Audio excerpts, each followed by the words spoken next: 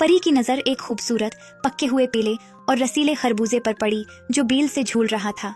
उसकी खुशबू इतनी दिलकश थी कि लूना के कदम खुद ब खुद उसकी जानिब बढ़ने लगे। वो कुछ लम्हे रुककर इधर उधर देखती रही, जैसे किसी की इजाजत चाह रही हो।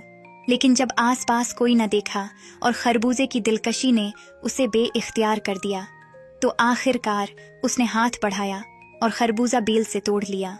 लूना ने खरबूजे का एक छोटा सा टुकड़ा काट कर चखा। खरबूजा हैरत अंगेज तौर पर मीठा, रसीला और जायके से भरपूर था, जैसे फितरत ने अपनी मिठास और ताजगी इसमें समूदी हो।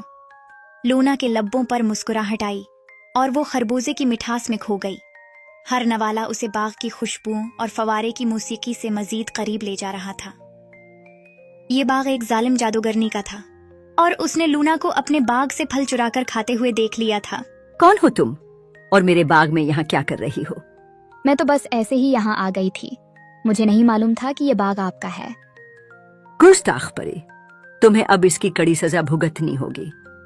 यह बाग मेरा है और यहाँ किसी को भी आने की इजाजत नहीं है। मुझे माफ कर दें, मैं दोबारा कभी यहाँ कदम भी नहीं रखूंगी। ये तो तुम्हें यहाँ चोरी करने से पहले सोचना चाहिए था। इस एक खरबूजे की जो भी कीमत होगी मैं आपको अदा करूंगी। तो फिर तैयार हो जाओ इसकी कीमत चुकाने के लिए। लूना परी आगे बढ़ी ताकि खरबूजे की कीमत चुका सके, लेकिन वो ये देखकर हक्का बका रह गई कि चुड़ैल के इरादे कुछ और ही हैं। तो सुनो, खरबूजों की कीमत है तुम्हारे ये चमकते दमकते पर। ये मुझे तुमसे लेने होंगे। लूना चुड़ैल से इल्तिजा करती रही, लेकिन चुड़ैल ने उसकी एक न सुनी। चुड़ैल ने लूना के पर भी छीन लिए। लूना गिड़गिड़ाती रही, मगर मकार चुड़ैल ने उसकी एक न सुनी। वो मंत्र पढ़ती रही। देखते ही देखते चुड़ैल के जादू से लूना बाग के एक खरबूजे में तब्दील हो गई, जहां उसे अब हमेशा की जिंदगी गुजारनी थी। गुस्से में बुड़बुड़ाती हुई चुड़ैल वहां से चली गई।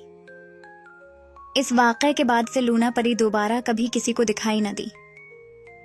विलोडेल की बस्ती में एक छोटी सी झोपड़ी थी, जहां गरीब किसान एक दिन खरबूजा लाया और बीवी से कहा कि वो इसे काट कर लाए।